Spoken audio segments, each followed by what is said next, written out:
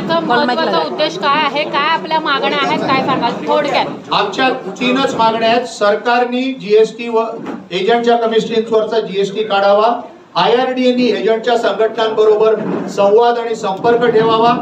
IRDAनी एजंट्सवर होणारे अत्याचार थांबवावेत आणि एजंट्स करता एक सक्षम ग्रीव्हन्स रिड्रेसल मेकॅनिझम करण्यात यावं. कारण एजंटला सर्वजण दाबतात. जो एजंट आज सर्व भारतीय जनतेला इन्शुरन्स ऍडवाइस आणि प्रोटेक्शन देतो, त्याचंच प्रोटेक्शन काढण्याचं हे षडयंत्र आमचा रेग्युलेटर अनफॉर्च्युनेटली करत आहे.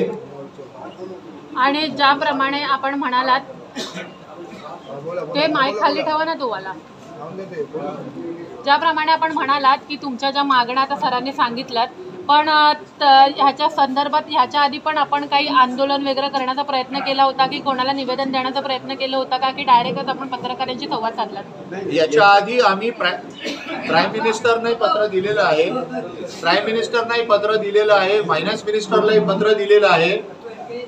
ते माईक खाली ठेवा ना, माईक आहेत ऑलरेडी त्याच्यामध्ये येईल सर. ते सगळे माईक खाली ठेवा सगळे. बोला.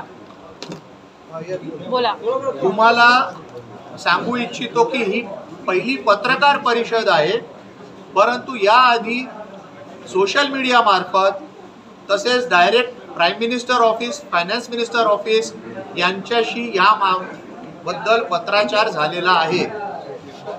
आजच्या या पत्रकार परिषदेच्या नंतर परत एकदा पोस्टकार्ड आणि इनलँड लेटरची मोहीम चालवली जाणार आहे. and after this inland letter and postcard हे तुम्ही दाखवू शकता.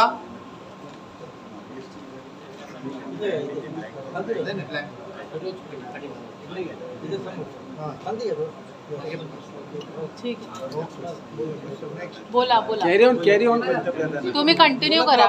यांना आम्ही पत्र दिलेलं आहे आणि याच्यानंतर पहिली स्टेप म्हणजे एक पार्लमेंटरी तरीक्याने शांततापूर्ण हा पत्रव्यवहार केला जाईल. आम्हाला नक्की आशा आहे की prime minister's office, finance minister's office आणि रेग्युलेटर हे आमच्या समस्या समजून आम्हाला संवादाकरता बोलवतील. जर बोलवलं नाही तर मग आम्ही पुढचा कार्यक्रम काय करणार आहोत ते तुम्हा सर्वांना विश्वासात घेऊन करणार आहोत. सर, एक तुम्हाला प्रश्न, जी कमिशनमध्ये जी कपातच्या बद्दलचा जो तुमचा समस्या आहे त्याबद्दल काय सांगा? जीएसटी कपातीबद्दल हे गेले ना 15% होतं तुमचं, ते त्यावर आपली जी नाराजी आहे त्यावर काय पण आपलं मत व्यक्त करायचं? आता जसं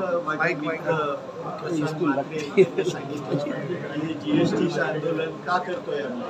कारण प्रायव्हेट कंपनीचा अफाट खर्च आहे, त्यांना जो रिलीफ मिळतो, जो रिलीफ आम्हाला द्यायला पाहिजे त्यांनी, तर तो सोडून जीएसटी आमच्यावरती त्यांनी लागू केलेला आहे, जो अन्यायकारक आहे. आणि त्या अन्यायाच्या विरुद्ध आम्ही सगळे एकजूट झालो आणि देशभर हे आंदोलन छेडलेलं आहे. आम्ही पंतप्रधानांना लिहिलेलं आहे, फायनान्स मिनिस्टरांना लिहिलेलं आहे, पियुष गोयल जे आहेत त्यांना देखील लिहिलेलं आहे. तर आमच्या खासदारांच्या मार्फत हा प्रश्न मी लोकसभेमध्ये मांडावा म्हणून आमचे प्रयत्न चालले आहेत. शांतते मार्गाने हे करू इच्छितो. जर आमचं ऐकलं नाही तर मग तीव्र आंदोलन छेडलं जाईल. एकत्रित किती एजंट आहेत पूर्ण भारताभरात आणि महाराष्ट्रामध्ये? संपूर्ण देशभर 50 लाखांपेक्षा जास्त एजंट आहेत आणि महाराष्ट्रामध्ये जवळजवळ 10-1 लाख तरी असतात. एकत्रित किती पत्र आपण पाठवलेले आहेत? आणि आतापर्यंत आमच्याकडून 5000 पत्र गेलेली आहेत.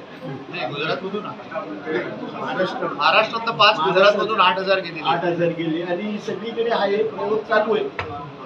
काय वाटतं, एक योग्य निर्णय येईल का तुमच्या बाजूनी वाटतंय तुम्हाला? असं आता आम्ही कसं सांगू शकत नाही.